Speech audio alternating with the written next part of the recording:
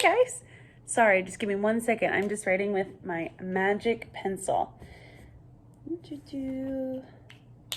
Oh, look. Hello.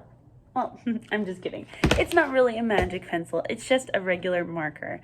But I'm going to read you one of my favorite stories, and this one is called Malala's Magic Pencil. Interesting. This one is one of my favorite books. This is by Malala Yousafzai, and this is kind of about her story. So I want you to listen and think a lot about how some people live very different lives than we do here in the United States. So let's listen.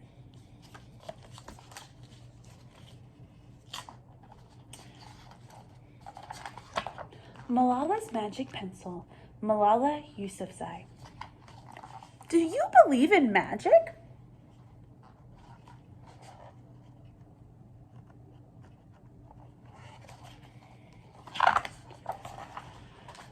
When I was younger, I used to watch a TV show about a boy who had a magic pencil.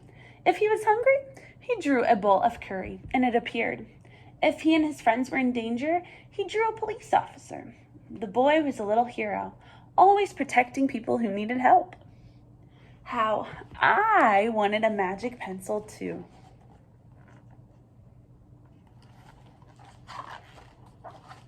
If I had a magic pencil, I would use it to put a lock on my door so my brothers couldn't bother me. Stop time so I could sleep an extra hour every morning. That would be nice. I could erase the smell of the trash dump near my house. Ugh, P.U.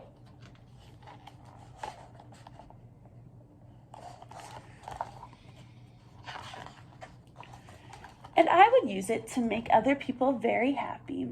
I would draw the most beautiful dresses in the world for my mother, the best buildings in the valley for my father, so he could open many schools where children would study for free, a proper ball, so my brothers and I no longer needed to play with an old sock stuffed with rubbish. Think about that. Have you guys ever played with an old sock stuffed with rubbish or trash before? Every night before I went to bed, I wished for a magic pencil of my own. I wish for a magic pencil. And every morning I would wake up and check my cupboard. What do you think? Did you find a magic pencil? Let's see.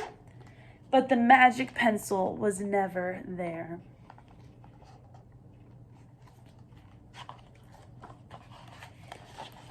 One day, I was throwing my potato peels and eggshells at the dump.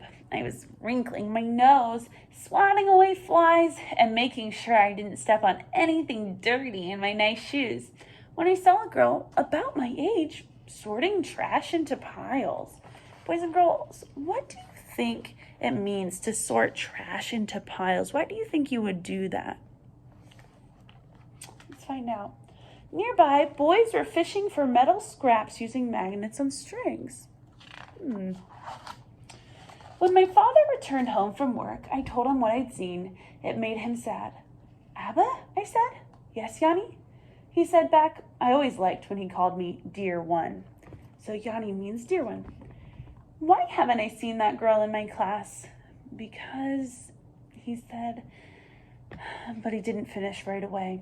Because, Yanni, in our country, not everyone sends their daughters to school, and some children must work to support their family. Those boys will sell the metal scraps they find. If they went to school, their families would go hungry. So, friends, that family, they were digging through the trash to try to get the things that they need, food and metal, so that they could support their family. School was my favorite place. But I had never considered myself lucky to be able to go. Think about it. She'll give me a big nod if you like to go to school. But have there ever been times when you think, I don't want to go to school today. I just don't want to. Some kids never get to go to school. Some kids who live in different countries don't get to go all that often because they have to go gather food and things that they can give to their family. My father had always said, Malala will live free as a bird. Now, I wonder how free I'd truly be. That night, I thought about families who didn't have enough food, and the girl who couldn't go to school, and even about how when I was older, I would be expected to cook and clean for my brothers, because where I came from, many girls weren't allowed to become what they dreamed of. So she's saying that in her country, she wouldn't be able to work and have the dream job she wanted because girls couldn't do what girls weren't allowed to do what boys can do, even though girls had the same exact ability to do so. I knew that if I had the magic pencil, I would use it to draw a better world, a peaceful world. First, I would erase war, that's like fighting, and poverty, which means people not having enough money, and hunger, which means kids not having enough food. That I would draw girls and boys together as equal, meaning that girls and boys could have the same exact jobs. Or girls could have whatever job they wanted. Over the next few years, instead of wishing for a magic pencil every night, I worked hard in school every day. I wanted to be one of the top students in my class.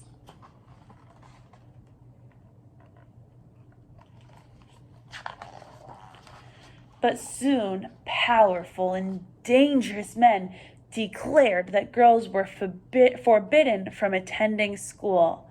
Forbidden means like they can't go. So that means girls weren't allowed to go to school anymore. Think about how sad it is if you couldn't go to school or if your sister couldn't go to school. That's not fair. They walked the streets of our city now. They carried weapons. Weapons are things that can hurt people. That's not good. One by one, girls stopped coming to school. Abba, where are all the students? They don't feel safe here anymore, Yanni. How could a few men stop all the girls in the valley from going to school? If more people knew what was happening to us, I thought they might help.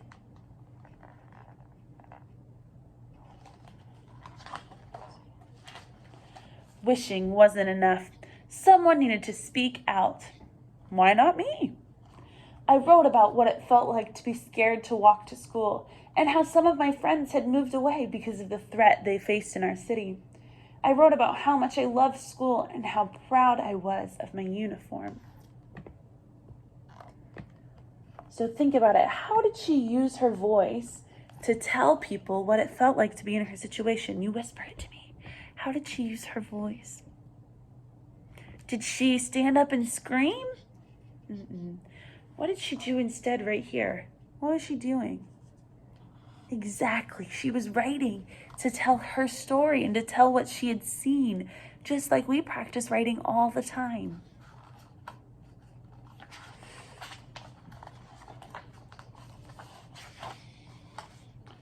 Once I started writing, I didn't stop.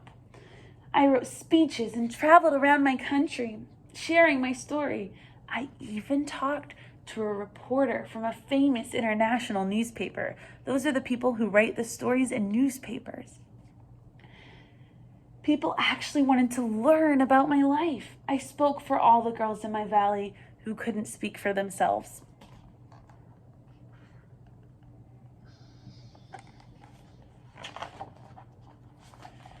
My voice became so powerful that the dangerous men tried to silence me.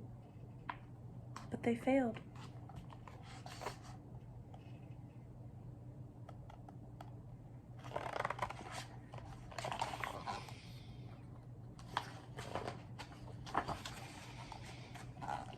And now my voice is louder than ever. Louder because people have joined me, and together we make a chorus, standing up for what we believe. We raise our voices for those in need. Help people in danger, even if they are an ocean away. Think of the world as a family. So look at all these people here, standing together. You are hope and inspiration for all of us. We stand with Malala. I am Malala. Education is a basic human right. Malala, you are the pride of Pakistan. That's the country she lives in. So look at all these people all around the world who are supporting Malala, and they're saying that we believe in her and that every girl should get to go to school. Do you still believe in magic? I do. I wrote alone in my room, but people all over the world were reading my story. Millions know it and helped me spread my message of hope. I had at last found the magic I was looking for in my words and my work.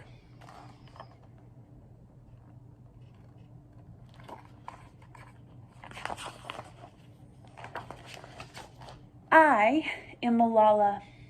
I've always wished I could make the world a more peaceful place, and every day I work to make my wish come true.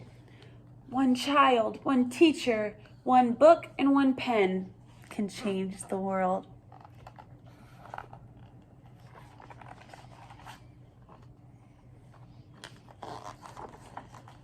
The end.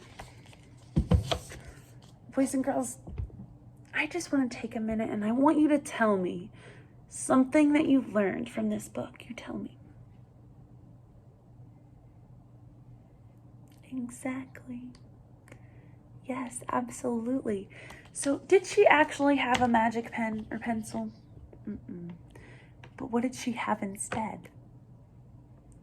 She had her own voice and her own words, and she spoke up for what she believes in. Exactly. And there are so many things that you can believe in too from your very own home. You can believe that everyone should get to go to school or go to online school. You can believe that everyone should get to be able to eat every night. You can believe that everyone should be treated equally. Treated equally means that they're treated the same no matter where they came from. And you can tell others what you believe. Thank you guys so much for listening to another book. This one was Malala's Magic Pencil. I'll see you guys next time. Bye-bye.